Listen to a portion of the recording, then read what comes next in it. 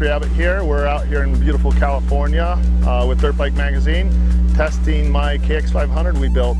As you can see, it's a lot like my race bike, but it's a completely different bike.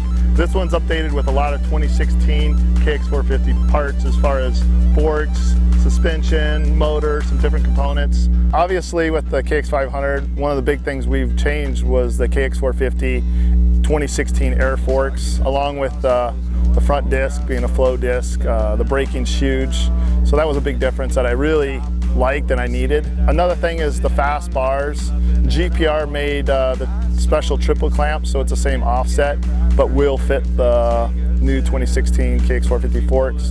FMF, one of the cool things those guys did, Little D over there, is they built me an awesome exhaust pipe with the FMF power core silencer.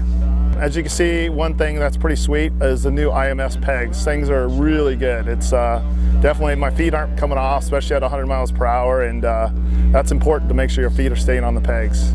Probably one of the coolest things that I really like on this bike was the REKLUSE, the D8 REKLUSE clutch cover. They cut that off and put a Kx450 clutch cover on it, so it's easier access to changing the clutch plates, and it's just kind of a little cool little aftermarket piece we did. Another thing is the wheels. One of the big things is the rear brake. And we actually run a Kx450 rear brake disc, which is a lot bigger than the stock one. I used to heat up the brakes a lot on the stock rear brake pads, mainly because I was probably a little scared and dragging them a lot, but now with the bigger disc, it's definitely a good feeling, and I like that. That's one thing that sticks out to me. One of the things that I like on the bike too is the works connection components. You know, I have a clutch perch on it, the throttle tubes and different things like that.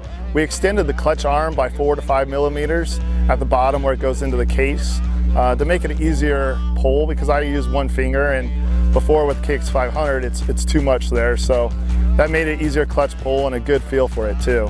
We also have the arcade chain, the Flo Sprockets, which are really good because, you know, as far as maintenance and not having to change sprockets, chains, whatever, and having the reliability there, so that's key for us. So obviously I have the green anodized hubs with the 18-inch Excel rear wheel and the 21 Excel front with the Dunlop 81 tires on it. Another thing we had on this bike was the Showa suspension we talked about, but Evo suspension did the fork settings, the shock, and once we got that down and dialed, super pumped on that suspension compared to what I raced back in the Kx500 days. Obviously everybody wants to know about the Kx500 motor, and honestly we kept this bike stock. I mean, with the Kawasaki genuine parts, leaving it stock and reliable is a big part for us, and I plan on racing this bike, and it's something that I wanted to be kind of basically as close to my race bike as it is now. So for the overall aesthetics of the bike, Silo did the graphics and with the moto seat, and I actually think the bike turned out really clean and